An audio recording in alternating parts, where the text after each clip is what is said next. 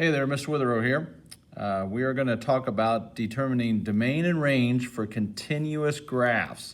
Continuous graphs just means that they're solid lines, right? That means now all the numbers in between these numbers are accountable and they're part of the domain and they're part of the range. So therefore, that means we're going to have to use intervals. All right, interval notation. That means that we're going to have a little less than or greater than signs and such. All right. The other thing that we need to look out for are arrows at the end of it. The arrows will just tell us that it will continue for infinity. So sometimes it goes to positive infinity and sometimes it goes to negative infinity. Just depends on what you're going here. All right, so let's talk about this. Domain, remember domain is X and the range is Y. Now with continuous graphs, we have to remember one other little thing.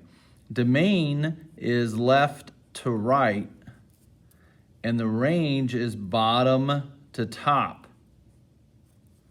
All right, bottom to top and left to right. So now let's take a look at this. So if we're looking for X, remember that's X. So I don't care what the shape is, I don't care anything about it. I'm just looking along the X axis here, right?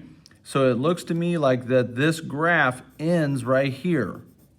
Well, what number is that along the x-axis? -1, -2, -3.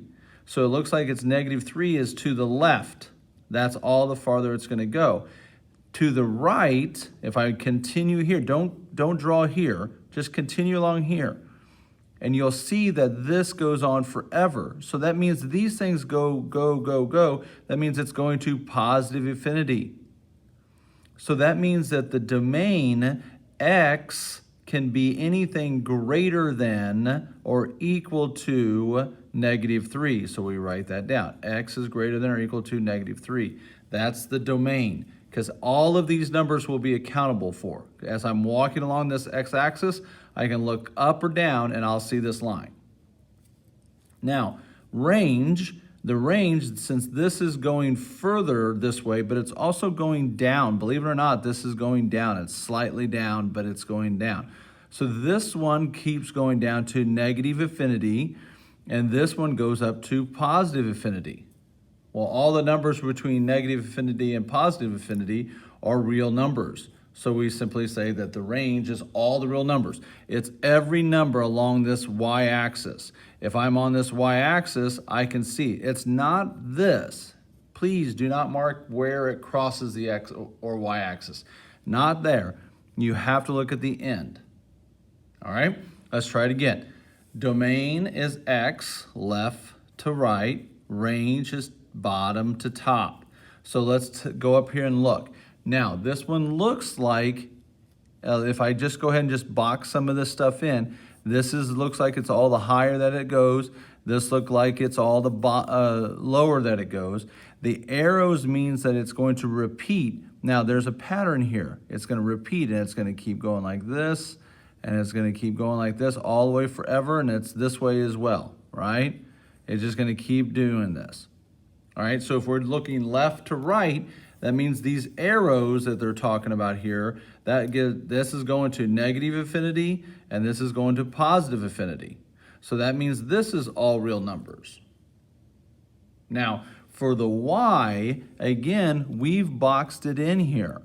Where did I cross at the lowest point? Where did I cross the y-axis? Right here. This is at -2. So the -2 and then y. But y only goes up to +2. So we write it like that. So notice that now it's all the numbers between -2 and 2. It's all of these numbers in here will eventually hit somewhere along here if I'm looking left or right. Okay? So again, we don't get too hung up on, don't follow the graph. Follow the x-axis and follow the y-axis and look around and see what's happening. All right, let's take a look at the next one. This is just a straight line. It's got arrows on the end of it. So this arrow will continue to the left as far as negative infinity, and this arrow will go to the right, right? So if I was out here, if I keep moving up here, this arrow is going to keep moving up here. So eventually all these numbers will be having an x value, and all of these numbers. So this is all real numbers. That's the same with the range from bottom to top is all real numbers, because this is going to infinity, this is going to positive infinity, and this is going to negative infinity. That's why they're both, so a line that has arrows at the end of it will always go to positive and negative infinity. It's always real numbers. Okay, so then the last one has a little diamond here. So let's go ahead and honestly, let's box this in. So this is left to right. So how far over to the left does it go? Well, it's at 0. So 0 is all the farther it's going to go to the left. How far to the right will it go? 1, 2, 3, 4. All the way over here to the 4. So that's x. X is only between 0 and 4. What about y? Again, y, draw lines here. That way then you can see where it hits or what number it hits along the y. So this is at -2. And this at the top is +2. So we write it like that. Okay, so when we talk about domain and ranges, then we're talking about, we sometimes have interval notation here to where we're talking about only certain points along, but it's all the points in between. Now, how do you determine if it's a function, right? If it is a function, if I asked if this was a function, right?